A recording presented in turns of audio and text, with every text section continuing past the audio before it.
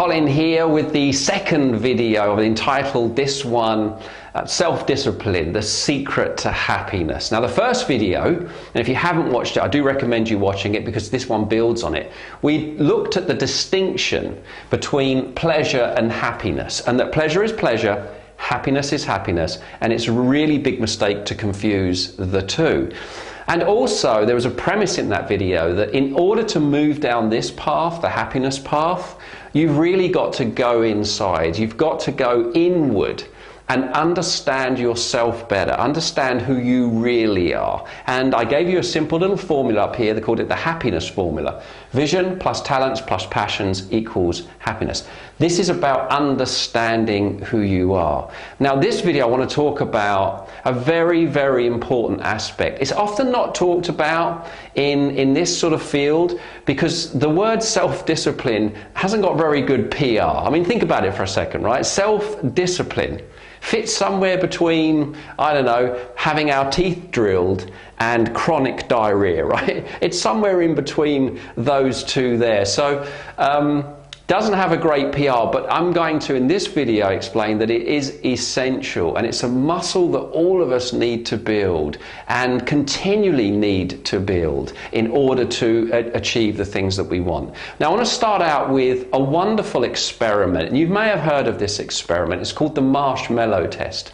It was run in, I think it was 1970, out in Stanford in California by a Walter Mischel, and he conducted these experiments with these children, and it was fascinating. So the way it basically worked was this: they'd bring these 4 to 6 year olds into the room with their parents, and there'd be some sort of toys around in the room, but there will be a marshmallow on a plate on the table. And basically the researchers said, look, you can eat the marshmallow now if you want to, or if you wait 20 minutes you get 2 marshmallows. All right, so you can eat this now and just have one, or if you wait 20 minutes, you can have 2 marshmallows. And then the parents and the researcher would leave the room, the camera would be rolling, they'd be behind some two-way mirrors, and I'd watch what happens.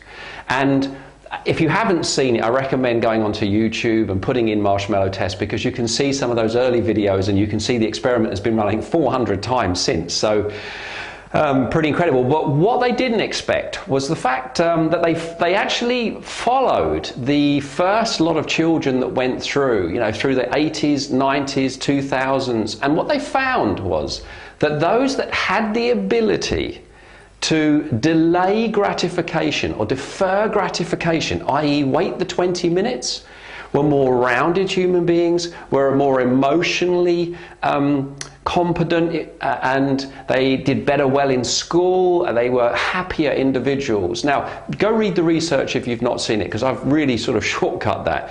Nevertheless, it shows the importance of this delayed gratification. Now, where does that fit on our model here? Well, this is happiness, as we said, this is pleasure. So when we've got pleasure and we've got happiness, we've got fulfillment, and that's ultimately what we all want. We want to feel fulfilled, and the words that go around that, right? Happy, joyful, meaningful, these are all the words that go around that. Down here we have low happiness, low pleasure. This is the place of pain, okay? And I'll talk about that in a moment. Up here, this is instant gratification, okay? It's very high in pleasure, but not necessarily high in happiness, as we talked about in the first video. And down here, this is low in pleasure but high in happiness as we engage in the discipline of deferred gratification. Now up here, these are the easy bad behaviors, or easy bad actions. Easy to do, but they're bad for us, and I'll explain why in a moment. Whereas down here, these are the hard good behaviors. Hard to do, but good for us. Now, a couple of things that, just to make some distinctions around these two here. Instant gratification often is where we are following or chasing someone else's definition of success. A question that I ask my audience is, how many of you want to be successful? Every hand goes up. I go, great, okay. Keep your hand up if you're living your definition of success. or if you've written down your definition of success, or you could share your definition of success with me. And with that, many hands go down, right? So if you're not following your definition of success, whose definition are you experiencing or are you following? And this usually comes down to the 3 M's, right? The movie makers, the media, and the marketeers. I mean, they do a wonderful job of saying, buy this, get this, do this, and you'll be happy. And it tends to lead us to that more materialistic aspect of life. And we live in a world that really supports instant gratification. Get it now. And so it becomes really quite tricky, and I'm going to talk about a pattern in a moment, to break out of that and defer gratification for something bigger. Secondly, so that's why it's more tricky. Down here, this is much more about being authentic. This is much more about understanding what your definition of success is, what your values are, what your talents, what your passions are, and bringing those into the world, taking them from the inside and bringing them to the outside. This instant gratification is very much about present focus. It's just in the moment. We have no real thought around the consequences of eating the big slab of cake, of staying in bed rather than getting out and hitting the gym, of keeping the money in our bank account rather than spending the money. And I could go on and on and on. Whereas when we move down here, this is about having the bigger picture. This is about helicoptering up and looking down on our lives, where we can see the consequences of our behaviors. And we can understand the behaviors that are easy to do but bad for us, because they don't move us towards the things that we really want in life, which is this. Whereas down here, hard good, we can see that, getting out of bed and getting to the gym is not easy to do, but it's good because it's going to move me towards the value, one of my values, which is maybe health. This tends to be very much unconscious. So instant gratification tends to be unconscious. We're on autopilot, whereas delayed gratification down here is a much more conscious choice. We're very aware of the fact that, yes, I would rather eat the cake, but no, I'm not going to eat the cake because I've got something bigger that I'm going after. So this is the small behaviors that give us the big results. Now this, you see here, this figure 8. This is what I call the crazy 8 trap. So the CR for crazy, the number 8, and the T for trap. The crazy 8 trap. I've been in this trap many, many times. I coach lots of people that are actually stuck in this trap and they can't figure out why. They're doing well, but they're not feeling fulfilled, or they're not feeling happy, or they don't seem to have any meaning in their life. Now, most of our journeys start down here, where we experience pain, emotional pain, and often that pain is where there's a gap between what we value and the way that we're living our lives. So I value my health, but I'm not taking care of my health. I'm eating the wrong foods, I'm not exercising, I'm not taking care of myself. And so I experience, discomfort or dissatisfaction. Or I might even be depressed. And there's a lot of men, especially that I work with, would never call themselves depressed, but they are actually depressed. It's a mild form of depression, but it is depressed. So if I'm experiencing pain, and our subconscious mind will do more to move away from pain than it will to pleasure. It's 70-30. 70% of its focus is to move away from pain. 30% of its focus is to move us to pleasure. So what do? Then I move up here and I get some sort of pleasure hit. And now that's fine, okay, as I said in the first video, until it becomes something where I can't do without it.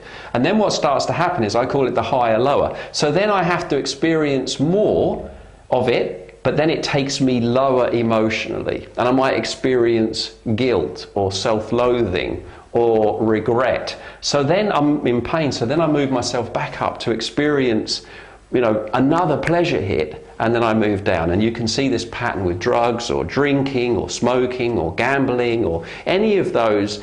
You may know, or you may have experienced yourself, individuals that get stuck in that trap. Now at this end it's denial. At this end, as I said, is more guilt.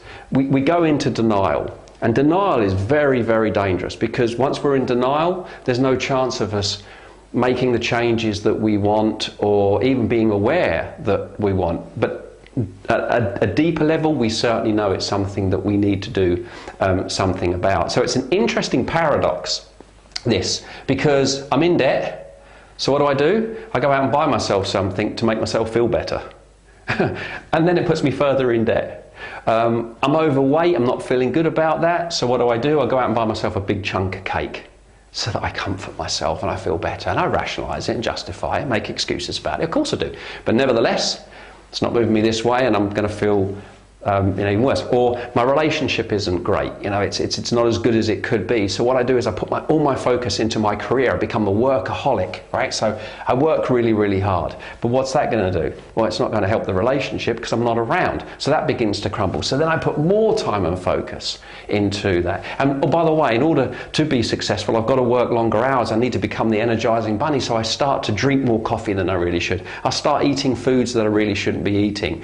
All right, and now I'm not doing my health any good. So now I haven't, my relationship's screwed, my health's not very good, so I'll become the richest, loneliest person on the planet. Now, no one would call that, real success. Okay, it might be success defined by external measures, for sure, that you've got all the money, you've got all the trappings, you've got all of that, but deep down we're not going to feel successful. And so the crazy eight pattern, crazy eight trap, is a very dangerous one to get ourselves into.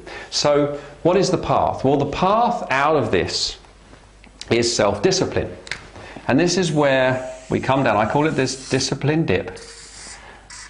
That we really need to come down and do things that don't feel great. I mean, what's the definition of self-discipline? Well, it's really the ability to get ourselves to do something when we really don't feel like doing it. Okay, so things that we want to are quite easy, but things that we don't want to do, but we know that they're good for us, is a little bit more tricky. And so we come down into the discipline gap in order to get up here. And the moment we do something, that is more aligned with our values, you're going to feel happier. You're going to feel more fulfilled. No matter how difficult it is. If this is a difficult conversation you've got to have with your significant other because the relationship's not great, the moment you have that difficult conversation, you're going to feel better. If you want to get to the gym and want to exercise more, yeah, it'll be hard getting out of bed. I had this experience this morning. It'll be difficult getting out of bed, but the moment you get to the gym, you're going to feel better. You're growing confidence, you're growing self-esteem, you're growing self-worth, and all of these are going to move you closer and closer to what you ultimately want. So this is why I call it really the secret of happiness. It's not talked about that much, it's not written about that much, yet it is essential. We'd much rather go for the quick fix, the silver bullet, the easy route, but there isn't. This is the route. Now, of course, we can come across here, but this is ultimately the route many of us need to take. And it can mean struggle. It can mean facing our fears. It can mean healing our wounds and our hurts from our past. It can mean all of that in order for us to move closer and closer to being more fulfilled, living more joyful, and having more meaning in our lives. Now, let's wrap this up then with some things for you to think about and do. So the first thing here is, make sure you've done this. This is really, then it gives you the vision of what it is that you want. And you need to have a vision because that's the bigger picture. And the bigger picture is really, really important. So what are your values? What are your talents? What are your passions? Go to work on those. Get clear on those, especially your values. Get clear on your values. What are your values? And I'll put a link below this video which will take you to a page where it will help you really establish what your core values are if you haven't done that already. Then I'd like you to use another little formula I use, 1, 3, 5, 7. All right? So I'd like you to take a piece of paper. At the top one, I'd like you to write down one goal that you have for yourself around health, wealth, love, and lifestyle. And write down and be specific and make that goal measurable so you know exactly what that goal is. The 3 stands for 3 whys. Now here's another formula that's very powerful, me, we, world. So the first why, I want you to think about, if you do this, why are you going to benefit? That's the me. Why are you going to benefit? Okay, that's the me part of me, we, world. Secondly then, we. How are your friends and family going to benefit from this? Think about it. So if you're getting fitter and healthier, how are your family and friends going to benefit from that? And then lastly, world. How is the world in general going to benefit from you becoming healthier, fitter, with better well-being? How's the world? So me, we, world. So one Y around me, one Y around we, and one Y around world. Me, we, world. This really amps up the why aspect of setting a goal, and it makes it more purposeful. And listen, it's easier, isn't it?